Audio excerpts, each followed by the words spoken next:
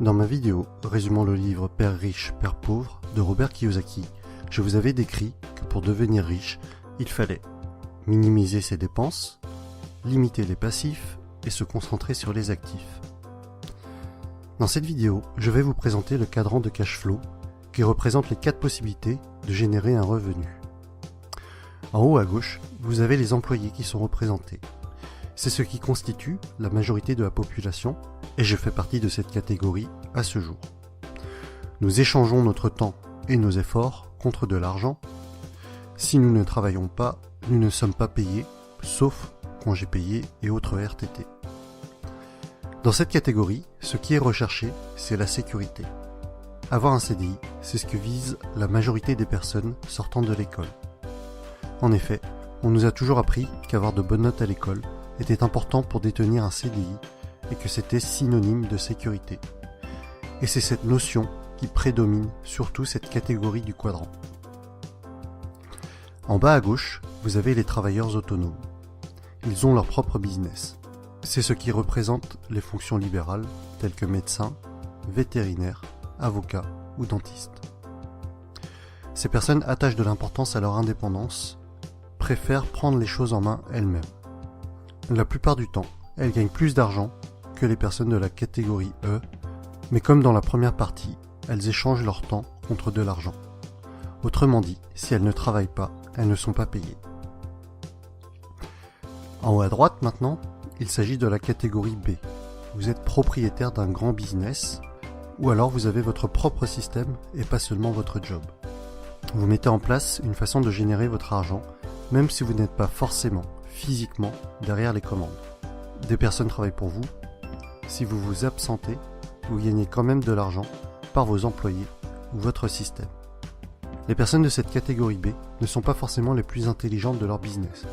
Au contraire, elles recherchent des personnes très compétentes pour faire fonctionner le système à leur place et elles délèguent un maximum. C'est donc le leadership qui les caractérise et une bonne communication est également requise. Ces personnes-là ne travaillent pas pour leur entreprise, mais leur entreprise travaille pour elles. Les blogueurs et les youtubeurs à succès font partie également de cette catégorie. Personne ne travaille pour eux, mais leur système, ou plutôt leur support, que ce soit articles, vidéos ou formations, génère des revenus sans qu'ils ne soient obligatoirement devant leur écran. En bas à droite, pour finir, vous avez les investisseurs. Les investisseurs trouvent des solutions pour faire travailler l'argent à leur place. Ils ne travaillent pas à proprement parler. En plaçant leur argent judicieusement, ils vont générer systématiquement encore plus d'argent. Actions, dividendes, loyers, immobilier sont leurs terrains de prédilection. Ils sont financièrement intelligents, utilisent leur argent et parfois même celui des autres pour créer leur richesse. C'est par exemple le cas pour leurs locataires qui, avec leur loyer, payent les crédits de leurs investissements immobiliers. Le constat général est à peu près le suivant. 95% des personnes sont à gauche du cadran et ont 5% de la richesse, alors qu'à droite, on est à 5% de la population qui détient 95% de la richesse. À droite, grosso modo, vous avez l'argent et le temps. Vous accédez à la liberté financière au bout d'un certain temps.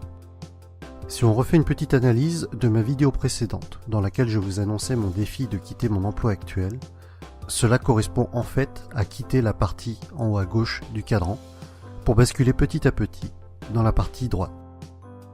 Et c'est un peu dans cet esprit que Robert Kiyosaki a écrit ses livres. Si des personnes sont intéressées par l'indépendance financière, elles doivent devenir financièrement intelligentes et donc basculer progressivement des lettres ET, donc employés et travailleurs autonomes, à BI, donc propriétaires de business et investisseurs.